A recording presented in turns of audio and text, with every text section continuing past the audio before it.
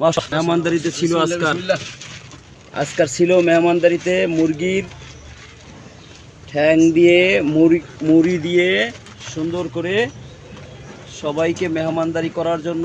দেখি এদিক চাপটাও তাকাও, এইদিকে হিরো শাকিল আসছে আমাদের এখানে। হিরো শাকিল মেহমানদারি করাইলাম তাকে এই দিয়ে ঠ্যাং আর মুড়ি। মাশাল্লাহ, আমরা এখন মুড়ি আর ঠ্যাং খাওয়ার জন্য ওই যে দেখুন ইমাম সাহেব কি সুন্দর করে চাপাচ্ছে। মাশাল্লাহ, একবারে মনে করেন ঠ্যাং খাইয়া আড্ডি সব কিছুর জোর বাড়ায় লাগবো ইনশাআল্লাহ। এই দেখুন কি সুন্দর করে ঠ্যাংগুলো খাচ্ছে। এখন তো এরা ধুমাদাম খাইয়া লাইব, তো আমি না ধরলে আবার বিপদ হবে, আমিও ধরে লাই।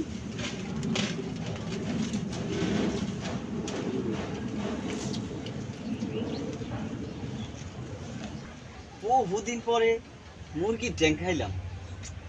আসলে অনেকদিন ধরে ভাবি যে ঠ্যাং খাবো খাইতে ইচ্ছা করে, তবে রূপ হতে টানে না। আজকে খাইলাম, মাশাআল্লাহ টপর স্বাদ। ঠ্যাং খাইয়া সব শুয়ে লাগছি, তারা তো আর খাইব না রে, কি করমু? এখন তো মনে হইতেছে যে আমার ঠ্যাং ছাড়া চলবই না, ঠ্যাং খাইতেই হইব। যেমনি হোক বাজার থেকে ঠ্যাং কালেকশন কইরা তারপরে খাইতে হইব। যদি না পাই ঠ্যাং, আরে কি যে কমু, নিজের ঠ্যাং তো আর খাওয়া যাইব না, তো মুরগির ঠ্যাং যেমনি হোক ব্যবস্থা করতে হইব। ভাই মেহমানদারিতে বেশি কিছু দিতালাম না, ওই ঠ্যাং আর মুরগি দিলাম, কটা মুড়ি দিছি আর ঠ্যাং মিলাই দিছি, কিন্তু মজা হয়েছে নি? জি ইনশাল্লাহ খুব মজা হয়েছে। আর আমার তো মনে চায় এই ঠ্যাং যদি এখন বিরসে না পাই, তো মন চায় কোন দইরা বিরসে দি হয়রান হইয়া লাস্ট এত মজা হয়েছে। জি হাই হাই হাই হাই রে, ঠ্যাং যে এত মজা হইব কোনোদিনই বুঝি নাই।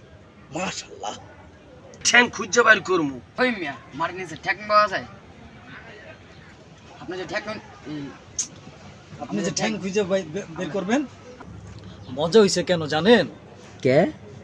ওই মিলাদ পড়ার আগে দোয়া পড়ি নাই, আচ্ছা, কিন্তু দোয়ার আগে আল্লাহর কালাম পরে একটা ফু দিছিলাম। কই দিছিলেন? ওই ঠ্যাংয়ের মধ্যে। উমা, হাই হাই করছেন কি? এই লিখে ঠ্যাং এত মজা? জি জি, এই জন্যই এত মজা।